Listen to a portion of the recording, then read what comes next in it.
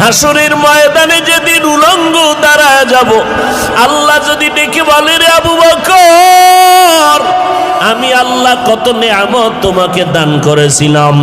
জান্নাতের টিকিট দিলাম 10 জনার সিরিয়াল 1-এ তোমার নাম রাখলাম। ও আবু বকর, নবীজির তোমার নবীর বিপদকালে তোমারে বন্ধু বানায় দিলাম, হিজরতের সাথী বানাইয়া এত নেয়ামত তোমারে দিলাম, আমার দরবারে সেই বিনিময় কি নিয়ে আসছো? আমি যদি আমল নামা পেশ করি, ও আল্লাহ নামাজ পড়লাম, রোজা রাখলাম, কোরআন তালাওয়াত করেছি, তাহাজ্জুদ নামাজ পড়েছি, আল্লাহ যদি বলে আবু বকর তোমার আমল আমার কাছে পছন্দ হয় নাই, যেইভাবে নামাজ পড়লে আমি খুশি হব সেইভাবে নামাজ পড়তে পারো নাই, যেইভাবে তেলাওয়াত করলে আমি খুশি হব ওইভাবে তেলাওয়াত করতে পারো নাই,